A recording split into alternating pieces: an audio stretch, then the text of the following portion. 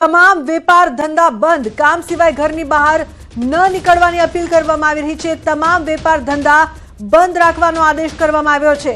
Kutch collector દ્વારા તમામ જનતાને આદેશ આપવામાં આવ્યો છે। ભુજ શહેરમાં તમામ વેપાર ધંધા બંધ, લોકોને પણ સતર્ક રહેવા માટે અપીલ કરાઈ છે।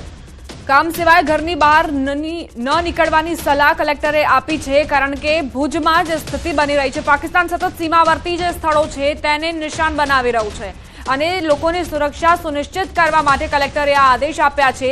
અત્યારે તમામ નાગરિકોને એટલા માટે અપીલ, કારણ કે આપણે સંકલન સાધવું પડશે ભારતીય સેના સાથે અને એટલે જ આપણે પાકિસ્તાનને જવાબ આપી શકીશું।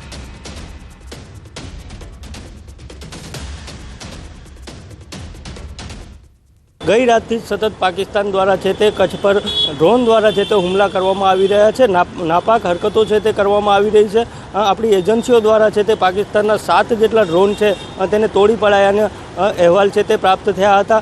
ચોક્કસથી વાત કરી તો અબડાસા છે, લખપત છે તે વિસ્તાર તેમજ ભુજ વિસ્તારમાં પણ આસપાસમાં 3 જેટલા ડ્રોન છે તે તોડી પાડવામાં આવ્યા હતા। કુલ છે તે 7 જેટલા ડ્રોન છે તે આપણી એજન્સીઓ દ્વારા છે તે હવામાં જ ડ્રોનને નષ્ટ કરવામાં આવ્યા છે। તો બીજી બાજુ જે જિલ્લા કલેક્ટર દ્વારા છે તે લોકોને અપીલ કરવામાં આવી છે કે આજનો દિવસ પોતાના ધંધા રોજગાર છે તે બંધ રાખે અને સાવચેતીના ભાગરૂપે ઘરે જ રહેવા માટે અપીલ કરવામાં આવી છે। હું દ્રશ્યોમાં બતાવવાનો પ્રયાસ કરીશ કે આ ભુજ શહેરના દ્રશ્યો છે, જ્યાં પાસે આપ દુકાનના દ્રશ્યો જોઈ રહ્યા છો કે ભુજ શહેરની જે તમામ દુકાનો આવેલી છે તેઓને બંધ કરી દેવામાં આવી છે। કલેક્ટર દ્વારા જે રીતે આદેશ આપવામાં આવ્યા છે કે જ્યાં સુધી કલેક્ટર દ્વારા જાણ ન થાય અન્ય ત્યાં સુધી છે તે રોજગાર ધંધા છે તે બંધ રાખવા અને લોકોને ઘરે જ સુરક્ષિત રહેવા માટે અપીલ કરાઈ છે।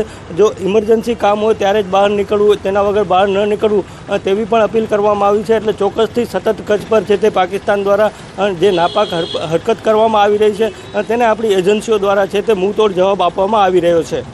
મેહુલ સોલંકી, ન્યૂઝ 18 ગુજરાતી, કચ્છ। તો મહત્વપૂર્ણ સમાચાર સામે આવી રહ્યા છે। જમ્મુ અને કાશ્મીરના ચેનાબ નદી પર રિયાસી વિસ્તારમાં સલાલ ડેમમાંથી પાણી છોડવામાં આવ્યું છે। ભારત પાકિસ્તાનના તણાવ વચ્ચે પાણી છોડીને વોટર સ્ટ્રાઇક પણ વારંવાર કરવામાં આવી રહી છે। આ વિડીયો સલાલ ડેમનો છે, જ્યાં જે વહેલી સવારે ડેમના 5 દરવાજા ખોલી દેવામાં આવ્યા છે અને મોટી માત્રામાં પાણી ચેનાબ નદીમાં છોડવામાં આવ્યું છે। તો જે પ્રકારથી વોટર સ્ટ્રાઇક પણ કરવામાં આવી રહી છે, સલાલ ડેમના 5 દરવાજા ખોલવામાં આવ્યા છે। જમ્મુ કાશ્મીરમાં ચેનાબ નદીના દ્રશ્યો આપ ટીવી સ્ક્રીન પર જોઈ રહ્યા છો।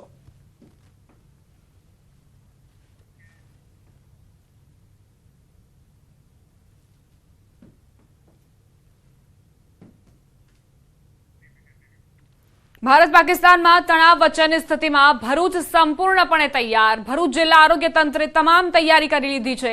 ભરૂચની સિવિલ હોસ્પિટલમાં ઇમરજન્સી વોર્ડ પણ સજ્જ કરાવ। અંદાજિત હાલ 150 બેડની વ્યવસ્થા કરવામાં આવી છે। આરોગ્ય કર્મચારીઓની રજા પણ રદ કરી દેવામાં આવી છે। તણાવની સ્થિતિમાં ભરૂચ સંપૂર્ણપણે તૈયાર છે કોઈ પણ પરિસ્થિતિને પહોંચી વળવા।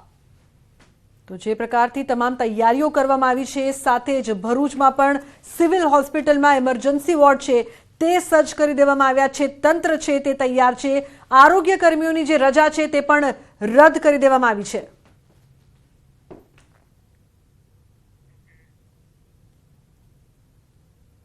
અમારા તમામ અધિકારી કર્મચારીઓની રજા રદ કરીશું। સાથે સાથે જે પૂર્વ તૈયારી કરવાની થાય છે એના માટે અમારી પાસે જે જરૂરી સાધન સામગ્રી, એમ્બ્યુલન્સ અને જરૂરી દવાઓ વગેરે એનું અમે ઓડિટ કરી લીધેલું છે અને પૂરતા પ્રમાણમાં હાલ અમારી પાસે જથ્થો ઉપલબ્ધ છે।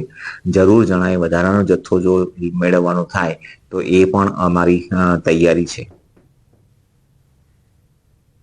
તો આરોગ્ય કર્મચારીઓની તમામ રજા છે તે રદ કરી દેવામાં આવી છે। જે લોકો રજા પર છે તેમને પણ પાછા બોલાવી લેવામાં આવ્યા છે। સિવિલ હોસ્પિટલમાં ઇમરજન્સી વોર્ડ છે તે પણ દીપા સજ્જ કરી દેવામાં આવ્યા છે।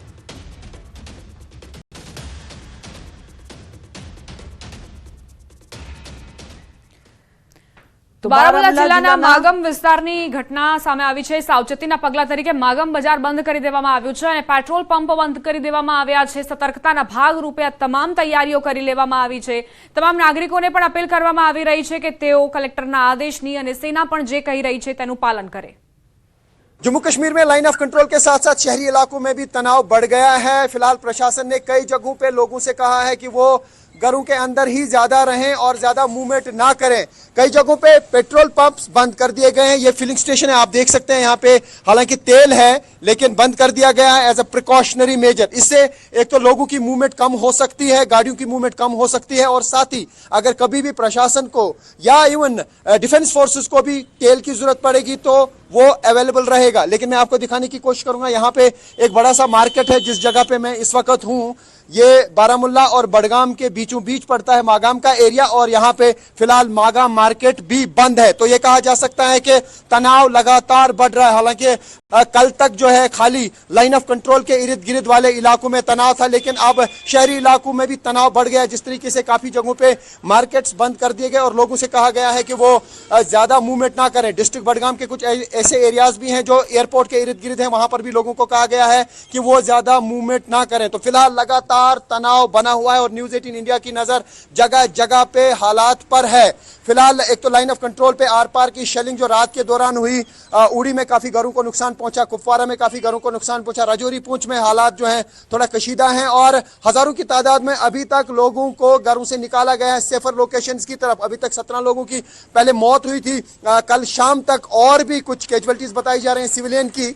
तो ये कहा जा सकता है कि करीब 20 लोगों की अभी तक मौत हुई है, जिसमें एक एडमिनिस्ट्रेटिव ऑफिसर भी यानी जम्मू कश्मीर एडमिनिस्ट्रेटिव सर्विस के ऑफिसर जो एडिशनल डिस्ट्रिक्ट डेवलपमेंट कमिश्नर थे, उनकी भी पाकिस्तानी आर्मी की शेलिंग में मौत हुई है। तो फिलहाल अब पहाड़ी इलाकों के साथ साथ शहरी इलाकों में भी तनाव बढ़ गया है और कुछ जगहों पे पेट्रोल स्टेशन जो हैं उनको फिलहाल एहतियाती तौर पे बंद कर दिया गया है और मार्केट्स को भी कई जगहों पे बंद कर दिया गया।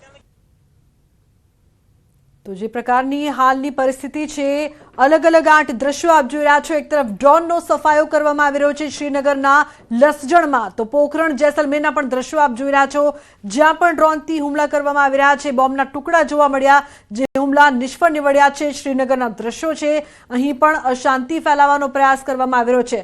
તો પંજાબના અમૃતસરમાં પણ ડ્રોનના ટુકડા મળી આવ્યા છે। દીપા, અન્ય દ્રશ્યો પણ જોવા મળી રહ્યા છે। જમ્મુ નજીક પણ લોન્ચ પેડનો ખાત્મો કરવામાં આવ્યો છે। જલંધર પંજાબના દ્રશ્યો જુઓ જ્યાં મિસાઇલના ટુકડા મળ્યા છે, આ તરફ ડ્રોનના ટુકડા પણ મળી રહ્યા છે। ઉધમપુર જમ્મુ એન્ડ કાશ્મીરથી આ સીધી તસવીરો સામે આવી। ગુરદાસપુર પંજાબથી પણ દ્રશ્યો સામે આવ્યા જ્યાં ડ્રોન હુમલા થયા અને તેને પણ નિષ્ફળ સાબિત કરવામાં આવ્યા છે। તો બિલકુલ અલગ અલગ હુમલાના દ્રશ્યો ડ્રોન છે તે સતત મોકલવામાં આવી રહ્યા છે પાકિસ્તાન તરફથી, પરંતુ તમામ હુમલા છે તે નિષ્ફળ નીવડી રહ્યા છે। પાકિસ્તાનમાં હાહાકાર છે, જ્યાં જુઓ ત્યાં બોમ્બથી હુમલો કરવામાં આવી રહ્યો છે, પરંતુ એક પણ હુમલો હજુ સુધી સફળ નથી થયો। સૌથી મોટા સમાચાર એ હતા કે લોન્ચ પેડનો ખાત્મો કરવામાં આવ્યો। તો અન્ય દ્રશ્યો પણ સામે આવી રહ્યા છે। પાકના ડ્રોન ધ્વસ્ત કરવામાં આવ્યા છે। દ્રશ્યો આપ જોઈ રહ્યા છો અમૃતસરથી। તો બીજી તરફ રાવલપિંડીના પણ દ્રશ્યો, પાકિસ્તાનનું રાવલપિંડી શહેર જ્યાં એરબેઝ ધ્વસ્ત કરવામાં આવ્યું છે। આતંકી લોન્ચ પેડનો ખાત્મો કરવામાં આવ્યો છે। 2 ફાઇટર જેટ છે તે પણ નષ્ટ કરવામાં આવ્યા છે। સીધા દ્રશ્યો આપ અત્યારે જોઈ રહ્યા છો કઈ રીતે પાકિસ્તાનનો ખાત્મો, પાકને વળતો પ્રહાર। તો પાકિસ્તાન પર વોટર સ્ટ્રાઇક કરવામાં આવી રહી છે રામબનમાં, તે પણ પાકિસ્તાન માટે ચિંતાનો વિષય બની રહેશે। તો એલઓસીની તમામ ખબરો પણ અમે આપ સુધી પહોંચાડી રહ્યા છે। અલગ અલગ દ્રશ્યો આપ જોઈ રહ્યા છો પાકિસ્તાનથી પણ જે દ્રશ્યો અહીંયા સામે આવી રહ્યા છે, આતંકી લોન્ચ પેડનો ખાત્મો દીપા જે પ્રકારથી કરવામાં આવી રહ્યો છે। બિલકુલ, અમૃતસરમાં જે રીતે કાટમાળ મળ્યો છે, અહીં ડ્રોન જે ધ્વસ્ત કરવામાં આવ્યું છે, એરબેઝ સિસ્ટમ જે એર ડિફેન્સ સિસ્ટમ છે તેની જે આ અસરો વર્તાઈ રહી છે। અલગ અલગ જે વિસ્તારોમાં હુમલા કરવામાં આવ્યા, 300 થી 400 ડ્રોનનો ખાત્મો બોલાવવામાં આવ્યો છે ઉત્તરથી લઈને પશ્ચિમ સુધી। રાવલપિંડીથી પણ દ્રશ્યો સામે આવ્યા જ્યાં મિસાઇલથી હુમલો કરવામાં આવ્યો અને પાકિસ્તાનનું એરબેઝ જે ધ્વસ્ત થઈ ગયું, નેસ્તનાબૂદ થઈ ગયું અને પાકિસ્તાનમાં જે આતંકવાદીઓનો લોન્ચ પેડ હતો તેને પણ નુકસાન પહોંચ્યું છે। જે આર્મીના જવાનો હતા તેમનું જે ઇન્ફ્રાસ્ટ્રક્ચર હતું તેને પણ નુકસાન પહોંચવાનો દાવો ભારતીય સેનાએ કર્યો છે। 2 ફાઇટર જેટ પણ નષ્ટ થઈ ચૂક્યા છે। એટલે પાકિસ્તાન એવું સમજતું હોય કે માત્ર ને માત્ર ડ્રોન હુમલા અને મિસાઇલ હુમલાનો જવાબ આપવામાં આવશે, તેને જ તોડી પડાશે, તો એવું નથી। 2 ફાઇટર જેટ પણ નષ્ટ થઈ ચૂક્યા છે પાકિસ્તાનના।